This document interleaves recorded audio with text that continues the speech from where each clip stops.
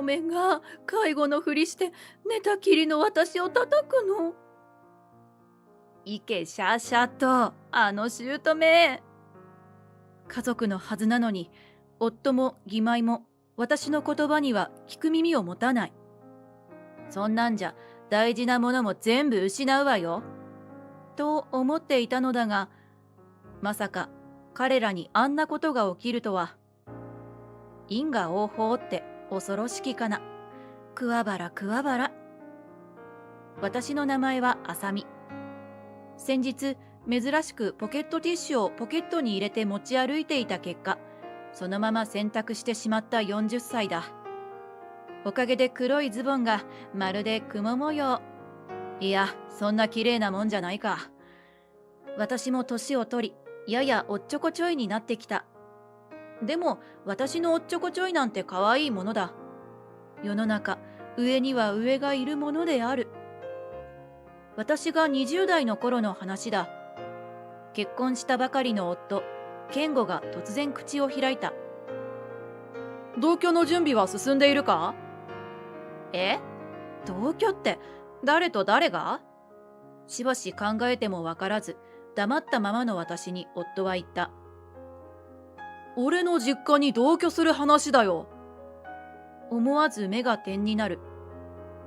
そんな話したっけ？してないけど。してない話をわかるはずがない。戸惑う私を尻目に夫は続ける。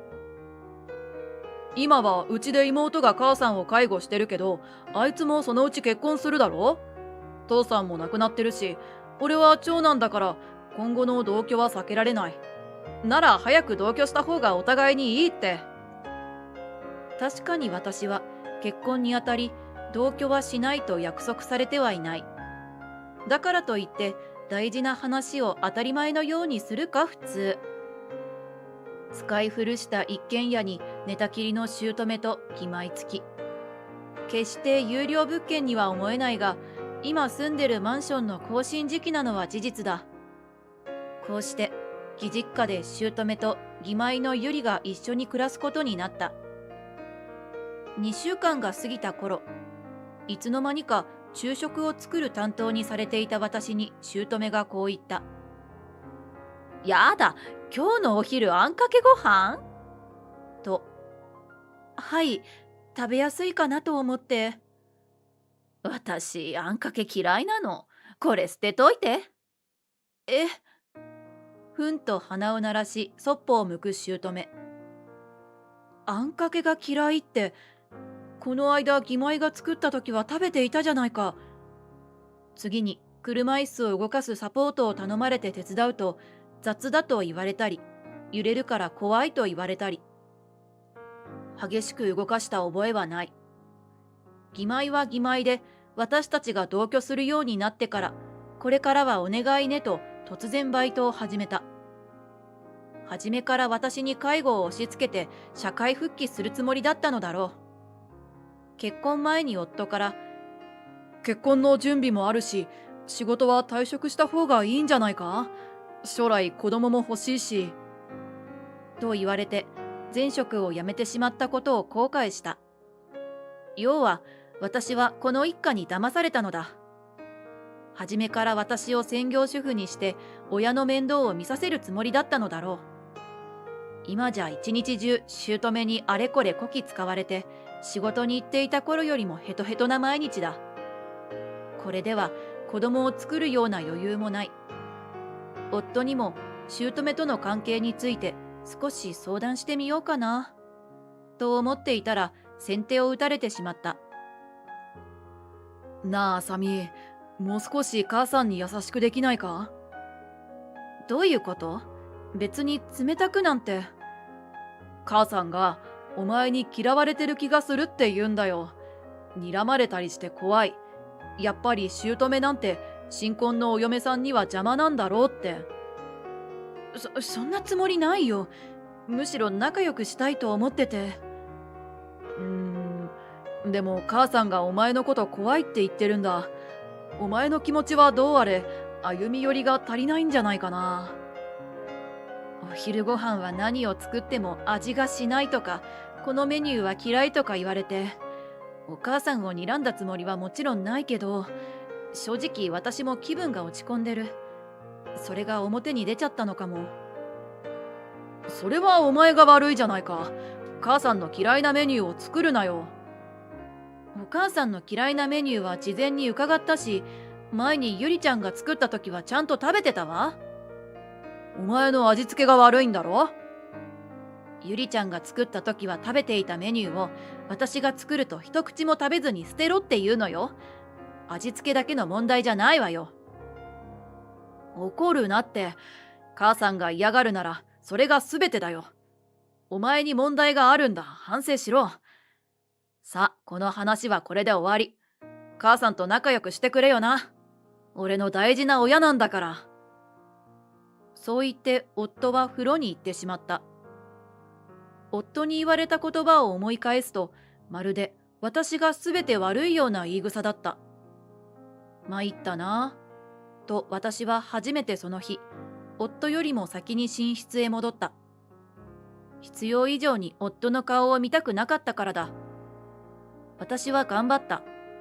一緒に暮らす以上、もう少し頑張って姑に歩み寄ろう、と思い、姑の言動もできるだけいびりだとは思わないようにしていた。しかし、姑の言動は徐々にひどくなり、わざと汚く食事を食べこぼして、早く吹け！お前は遅い！と怒鳴られたり、まずすぎて飲み込めなかった！と姑が一度口に入れたものを顔に吹きかけられたりもした。介護の本などを読んでいると、認知症の人ならばそういう攻撃的な行動が出やすくなるそうだが、うちの姑は足腰が弱っただけだ。正直ここまで世話する必要なんてないくらいだと思う。もちろん私は介護の経験も知識も全くない。この家に来て勉強したくらいの浅い知識だ。だからこそ最初は夫や義妹に言われるままだったのだが、一度義妹や夫にも、全部が全部私たちがやるのではなく、お母さんが自分で何かをすることをサポートする形の方が体が弱らなくて済むのではと提案したこともある。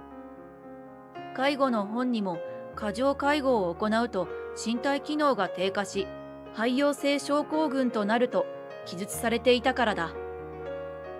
例えば多少は歩けるのに常に車椅子で移動を繰り返すと、足腰の筋力が落ちて本当に自分の力で動けなくなってしまう。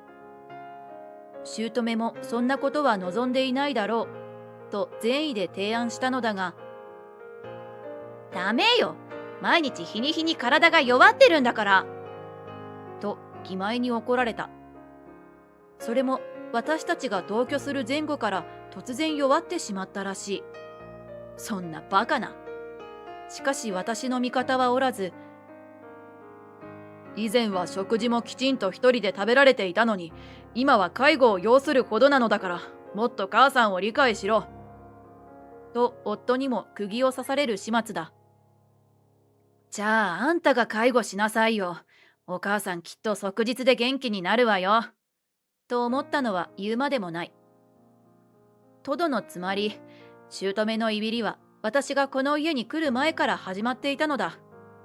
そんなある日、痛いんだよ。朝、姑のおむつを交換すると、私が足を引っ張ったと言って暴れた姑に顔を引っかかれてしまった。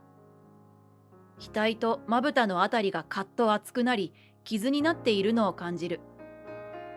おまけにその隙に姑は汚れた自分のおむつを私に投げつけてきた。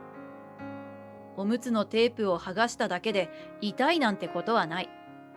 ただの言いがかりだとすぐに分かった。お前って嫁は本当に可愛げがない。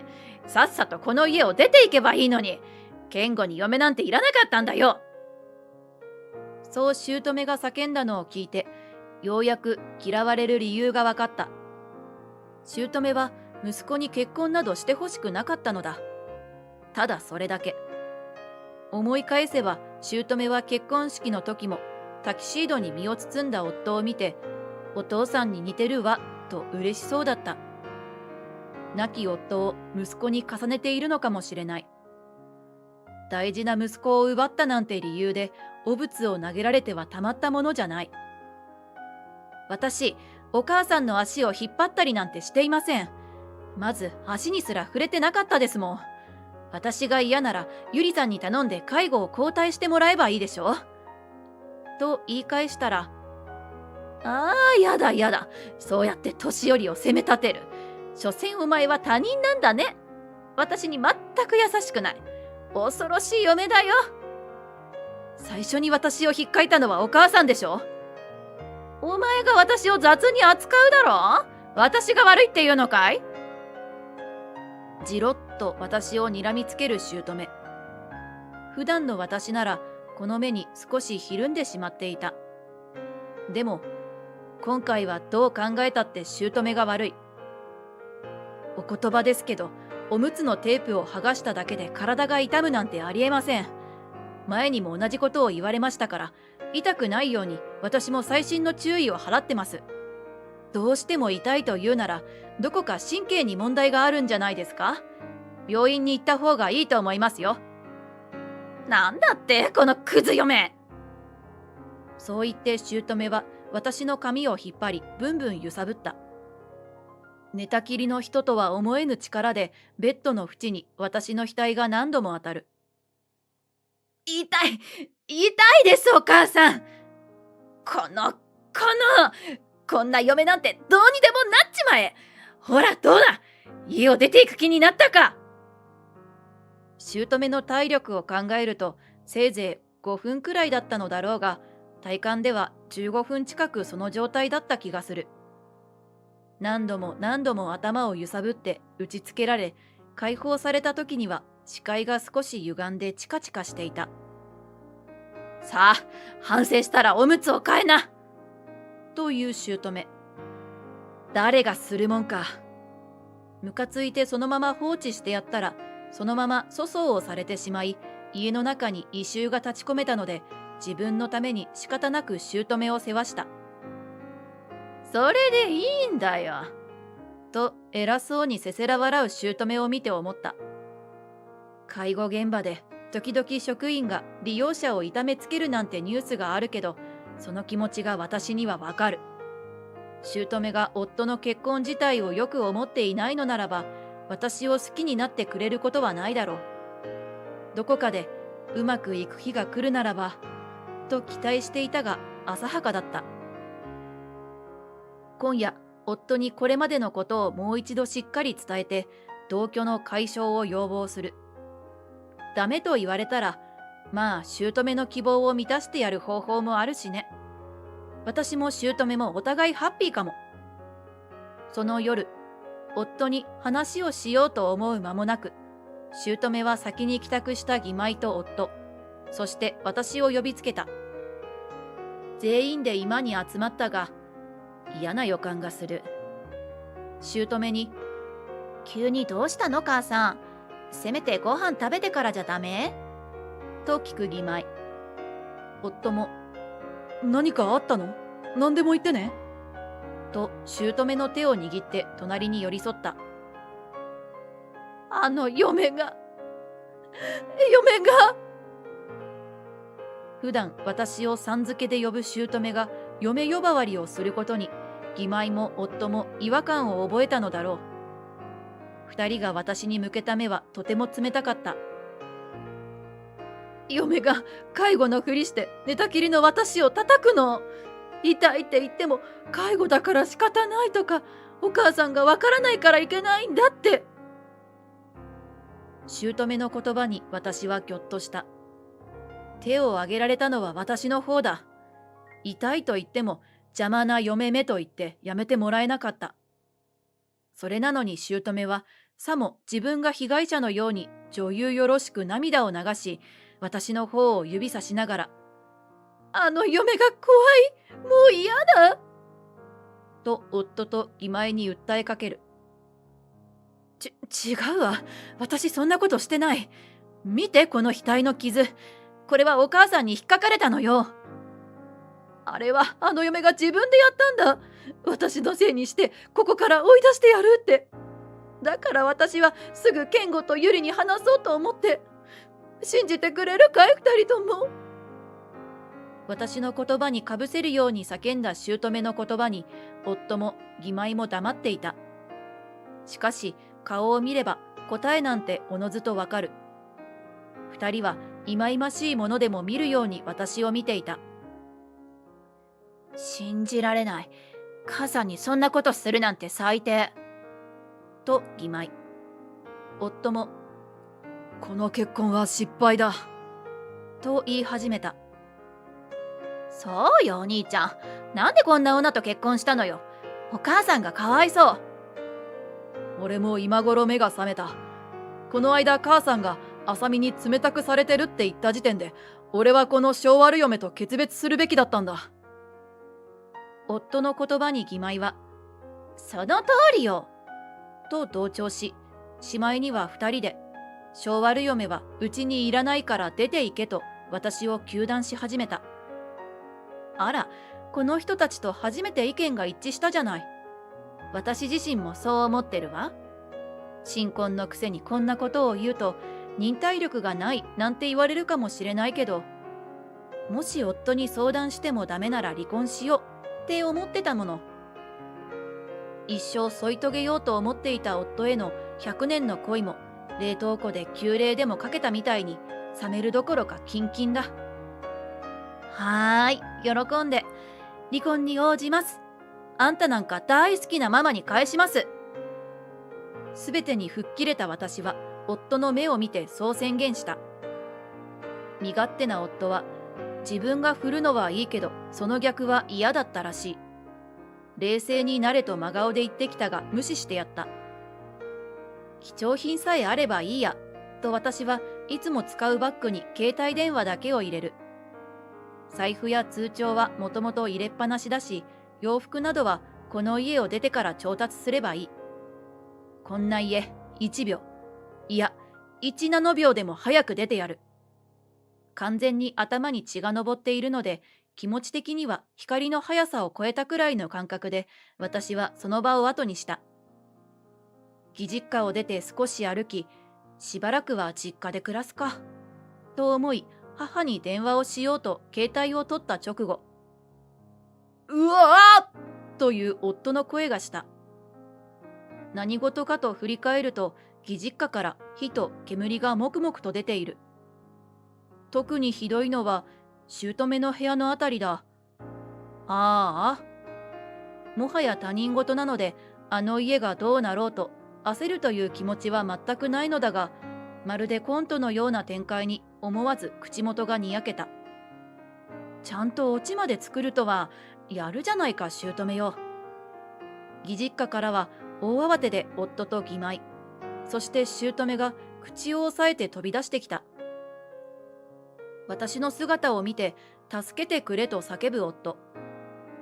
本来なら無視してやりたいが、ちょっと面白そうなので近づいてみた。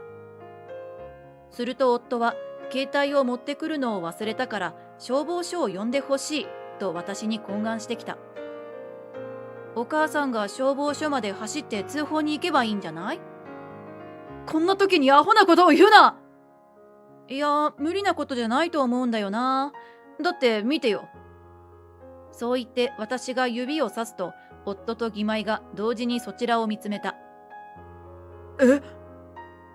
母さん？なんで？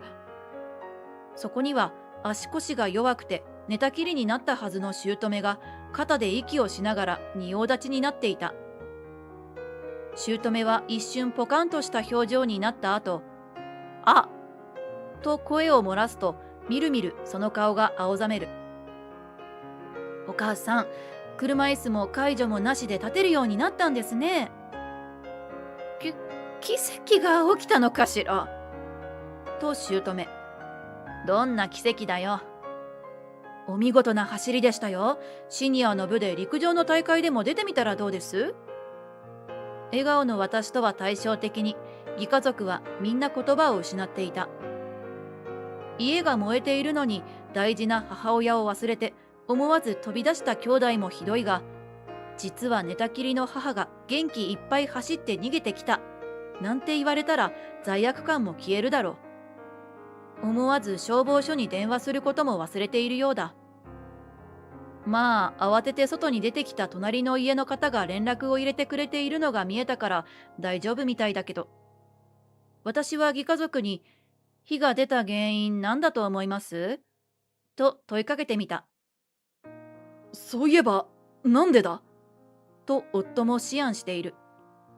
そう、今まさに黒い煙が出ているのは台所などではなく、寝たきりの姑の部屋からだ。本来出火するようなものはない。おそらくお母さんのタバコでしょうね。私たちを話し合いに呼んだ時、私が車椅子の介助に行ったら、部屋がかすかにタバコ臭かったので。え、寝たきりになってからタバコはやめたはずじゃ。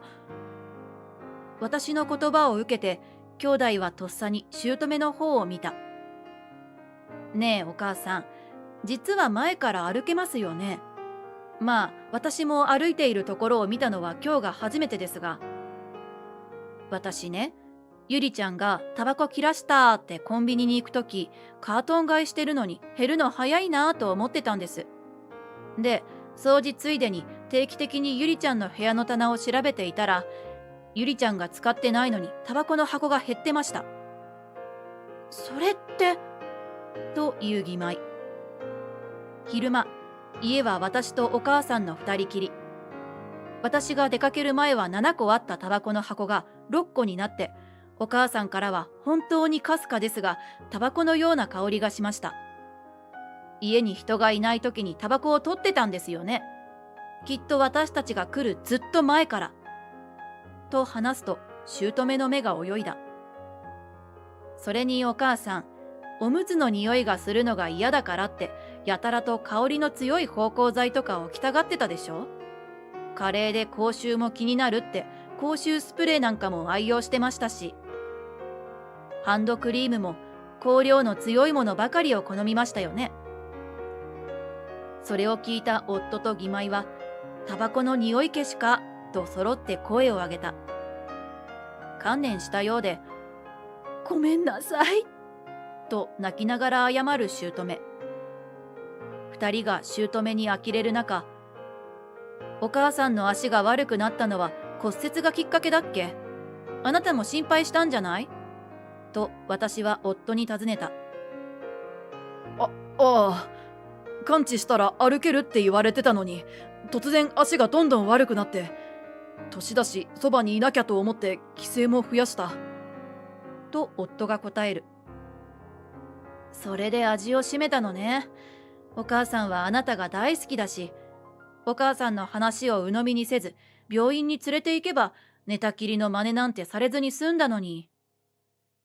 私の言葉に、姑は否定も肯定もせず、ガタガタと震え出し、それを見た兄弟は、すべてを悟り、騙したなとブチギレて声を上げた。消防士が必死に消火活動をする中で、人目や家の心配もせず、義家族は揉め続け、自宅は半焼に終わったが、家族仲は全焼。結局姑はもう好きにしろと見放された。すべてを知った夫は私に謝罪し、やり直したいと言ったが、私の話もまともに聞かず、頭ごなしに私のせいにされた怒りが消えないから元に戻る気はない。とはっきり断ってやった。その後、私と夫は離婚。姑は家を失ったこともあり、最後の情けに家を与えてやると無理やり夫に高齢者施設へ預けられた。しかし兄弟揃って一度も面会に行っておらず、事実上の絶縁だ。他の利用者の家族はきっと定期的に会いに来ているだろうし、夫を溺愛していた姑にとってそれを見るのが一番苦痛だろう。あの日の火事の原因はやはりタバコだったようだ。姑はあの日寝タバコをしており、夫の帰宅に気づいて慌てて起きたらしい。いつも通りタバコを袋に入れて始末して隠し、私の外出中にでも人目につかない場所へ捨てるつもりだったのだが、この日に限って肝心の袋を切らしていた。焦った姑は火を消すことも忘れて、とっさに部屋の窓からポイ捨て。すぐそばの草木に移り出火し、案の定隣の家にも火が移ってしまい、姑は失火罪となって罰金の支払いを命じられた。人を呪わば穴二つとはまさにこのことか。しかし姑には罰金を支払うお金がない。おまけに林家から損害賠償も請求された。これをすべて肩代わりする羽目になったのは夫と義妹だ。自分たちの家だってないのに、姑のせいで財産を捨てるような羽目になってしまった。こうして夫は安アパートへ。義妹はたまたまバイト先が寮を持っていたのでそこに入ったのだが、大の怖がりだった夫のアパートは住んで2週間ほどで2階の部屋から身元不明の遺体が発見され事故物件へ。義妹は同じ寮に住む過去にストーカーで警察に注意を受けたことがある40歳の独身男に惚れられ、それから数年間職場を変えても付きまとわれていた。みんなが不幸になれなんて望んだわけではなかったが、結果として全員不幸になっているので、やっぱり人を大事にする気持ちって大事かもと思う。誰かに優しい行いをすれば自分にも優しい出来事が返ってくるなんて言うものね。散々不幸になった夫と義妹が一度だけ自分たちの身の上を語って金を貸してくれと現れたが、もちろん断った。離婚したし、もう他人なのに頼られてもね。一方私は離婚を機に再就職を決意。前職が事務職だったので今回もと思っていたのだが、人気職のようで経験者でも内定を取るのは狭き門だった。そのため心機一転違うことをしようと営業職への転職を決め、現在もバリバリ営業で仕事を勝ち取ってきている。女性でも頑張ればきちんと昇進させてくれる会社なので、やりがいもあり、未経験だったのに今では部長だ。同年代の新卒入社の人さえ追い抜いて昇進したので、中途入社で何のノウハウも持たなかった私がここまで伸びたのはすごいと褒めてもらえている。やっぱり結婚生活を経て厄介な人と付き合う方法を学んだことも大きいのかな。みんなが嫌がったり怖がるような面倒な人でも、私はむしろ楽しんで関わっているところすらあるくらいだ。度胸が据わったのかもしれない。もう結婚はこりごり。だけどその代わりに仕事を通じてたくさんのいい人と出会えた。金曜の夜には飲みに行ったり、土日は遊びに行ったり。若い頃よりもとはっちゃけているかもしれない。独り身を嘆く人も多いけど、私にはすっごく合っているようだ。この際、世界一楽しいお一人様を極めてやる。あれ？人に囲まれてるからお一人様ではないのかな。まあ楽しければいっか。